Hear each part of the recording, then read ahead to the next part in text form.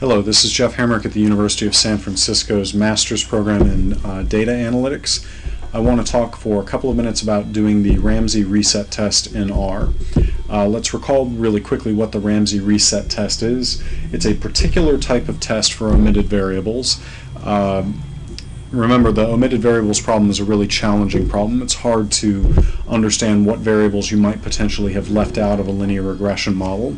One type of variable you might have left out of a linear regression model are powers of the explanatory variables that you did put into the model.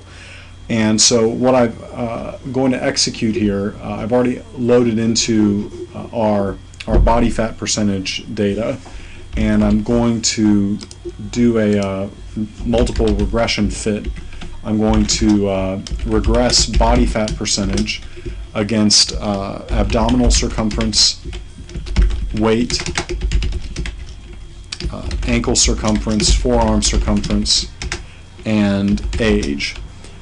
And it's possible that I should actually include one of the powers, like let's say the second power of abdomen, or perhaps I should include the third power of ankle circumference in this regression model. So when I look at the regression summary, that's the standard regression output right there. I'm not going to focus on it right now. The reset test you'll execute in the following way. It's in the LM test package. The function call is reset test. You put in the name of the LM object, which I called LM fit, and there's just a few other pieces of information we need. The first is we need a specification of which powers, in our case, of the regressor variables we are interested in having it run the statistical test on.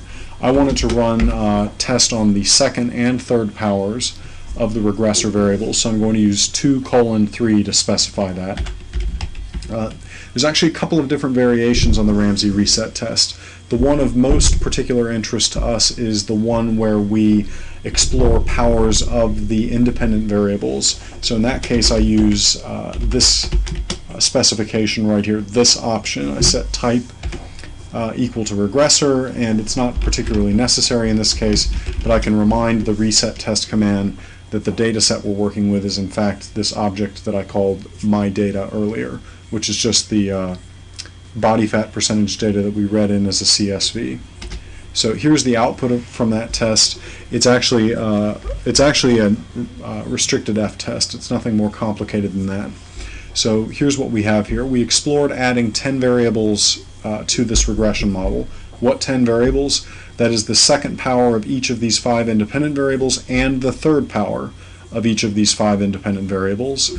This is the F statistic that we generated as a result of this test.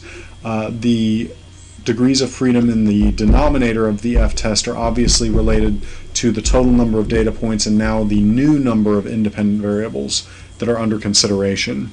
The p-value being equal to 5.9% here suggests that adding the second and third order terms to this model is marginally makes a marginally statistically significant contribution to the model. So I would really question here, since the significance is not extraordinarily strong, I would question whether or not we should add these extra terms to the model, particularly if we don't have any type of physical or biological or medical reason to do so.